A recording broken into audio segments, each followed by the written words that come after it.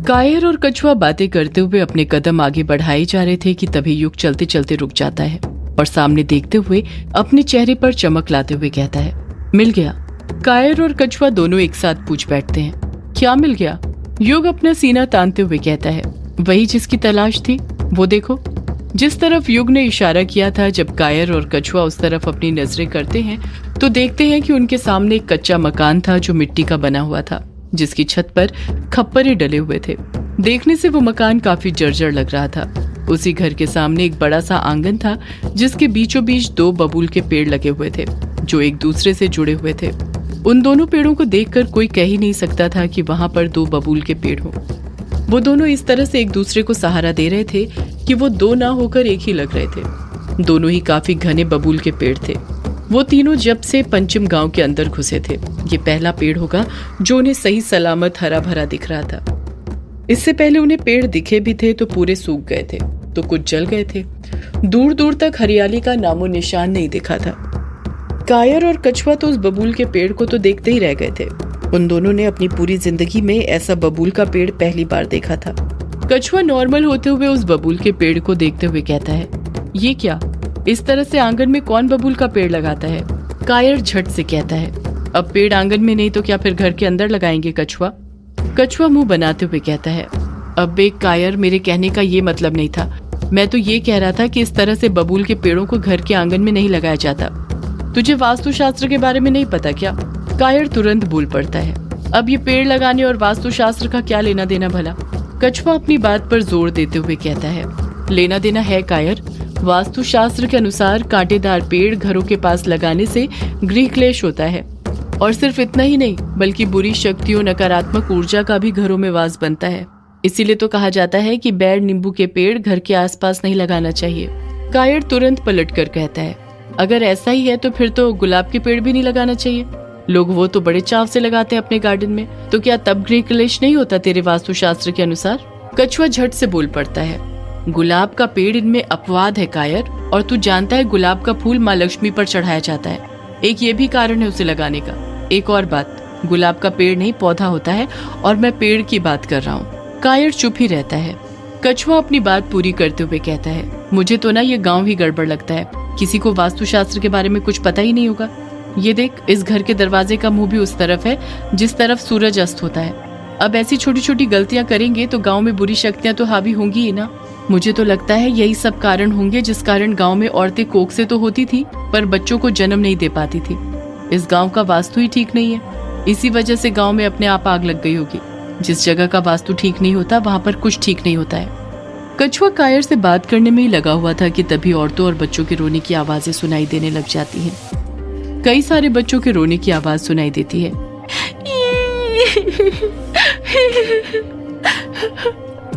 उसी के साथ औरतों के रोने की आवाज भी सुनाई दे रही थी, जो दहाड़ी मार मार कर रोए जा रही थी, जैसे उनका उनसे सब कुछ छीन लिया गया हो।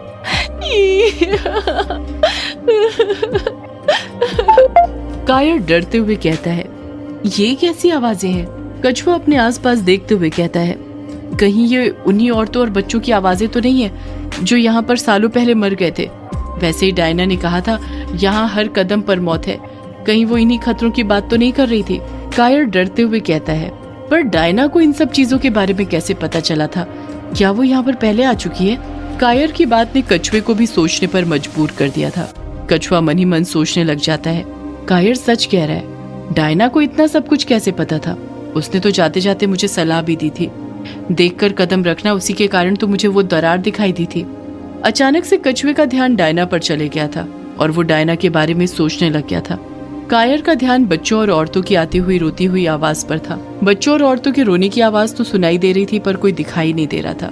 कायर डर के मारे कांपे जा रहा था। उसके रोंगटे खड़े हो गए थे। युग का तो उन दोनों की बातों पर कुछ ध्यान नहीं था। ऐसा लग रहा था जैसे वो उनके साथ होकर भी वहां पर ना हो। वो बस एकटक नजर से उसके सामने जो घर था उसे देखते जा रहा था। जैसे जैसे वो उस घर को देखते जा रहा था, उसके हाथ पर जो चौथा इन्फिनिटी का निशान आया था वो उभरते जा रहा था। ऐसा लग रहा था उस इन्फिनिटी के निशान के अंदर एक बिंदु हो जो उस निशान पर मूव कर रहा हो।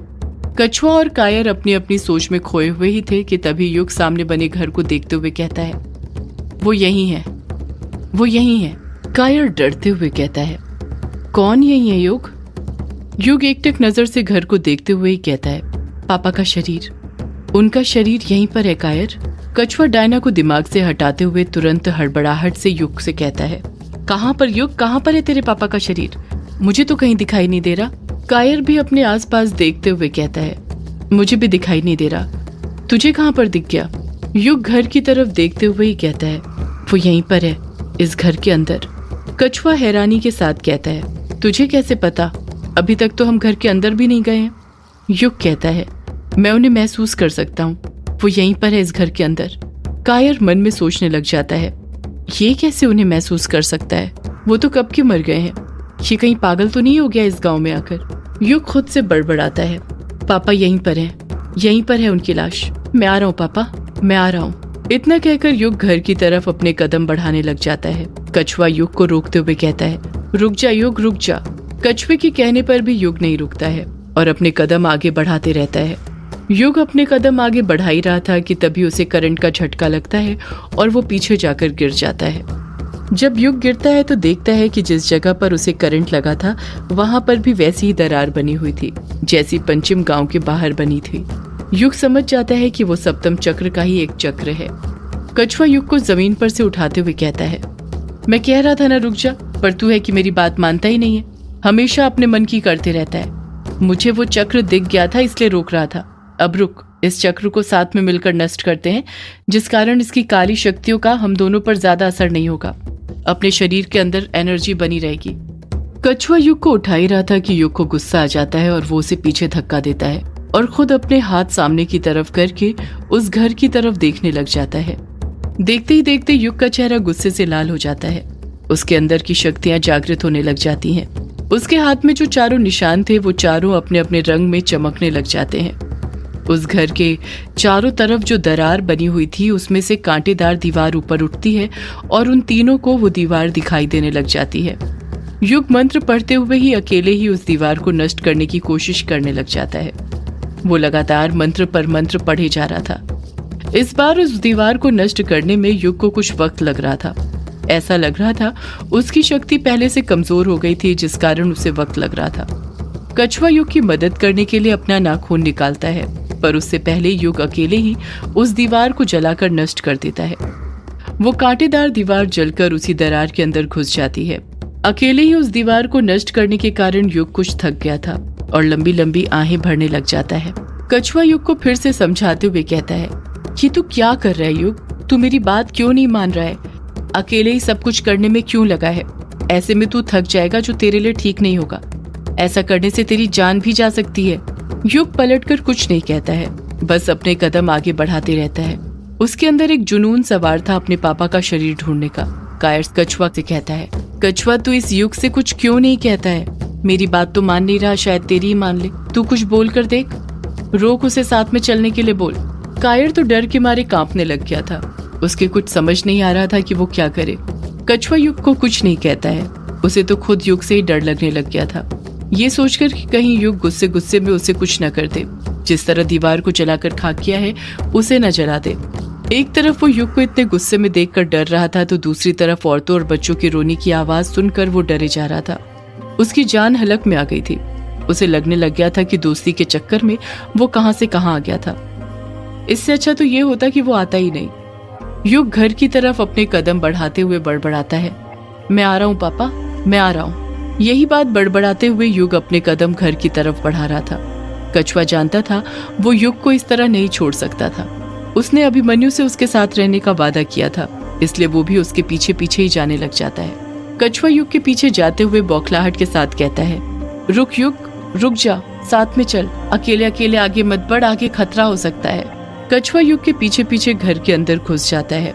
कायर जानता था बाहर रुकना खतरे से खाली नहीं है, इसलिए वो भी उन दोनों के पीछे पीछे घर के अंदर घुस जाता है। जब वो तीनों घर के अंदर घुसते हैं तो देखते हैं कि गलियारे में कदम कदम पर लालटेन जल रहे थे, जिनकी पीली रोशनी पूरे गलियारे में फैली हुई थी। उसी रोशनी के सहारे वो तीनों आगे बढ़ते जा रहे थे।